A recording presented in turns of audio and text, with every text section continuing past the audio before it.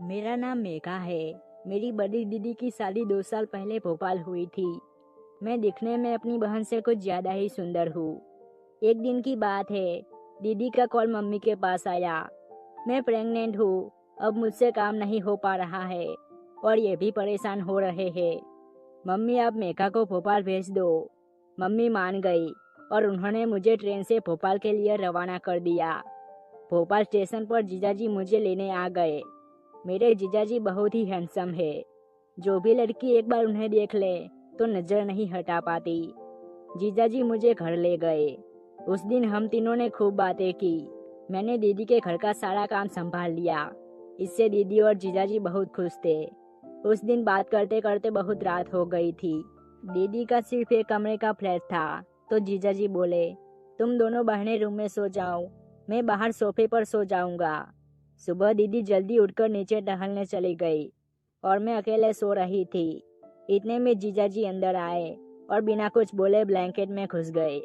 वे नींद में ही बोल रहे थे, सुमन, सर्दी ज्यादा है। जीजाजी ने दीदी समझकर मुझे बाहों में भर लिया और अपना एक पैर मेरे ऊपर रखकर सो गए। थोड़ी देर में उनकी बाहों में दबी बेड पर लेटी रही।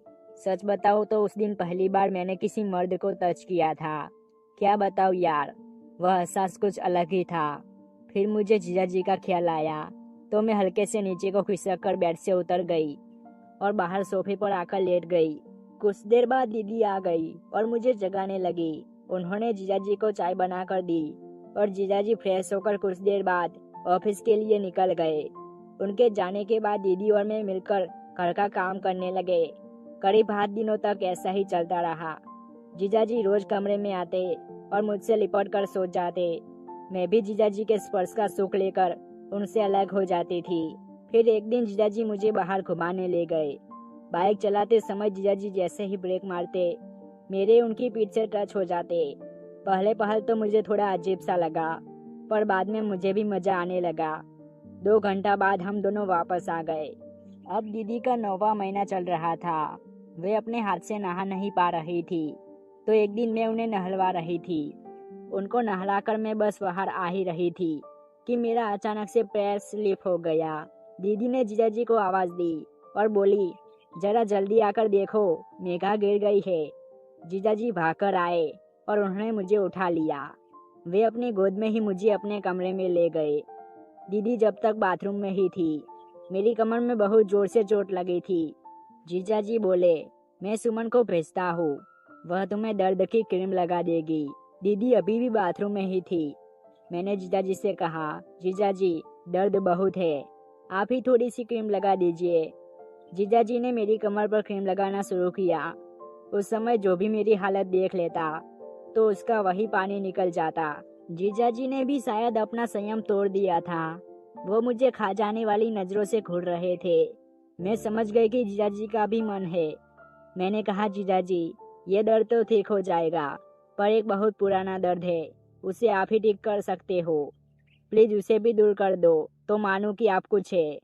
जीजाजी हंसकर बोले, बताओ कहाँ है, अभी ठीक कर देता हूँ। मैंने अपना हाथ नीचे ले जाते हुए कहा, यहाँ। मेरा इतना कहते ही जीजाजी ने एक स्माइल पास की और मुझे किस करने लगे। मैंने भी उन्हें नहीं रोका। इससे पहले कि हम कुछ और करते, इतने में दीदी के कमरे में आने की आवाज आई।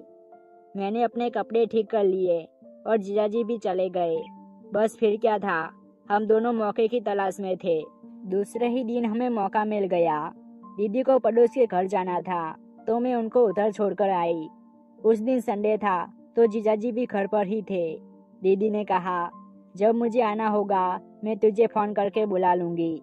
मैं दीदी को उधर छोड़कर वापस आ गई।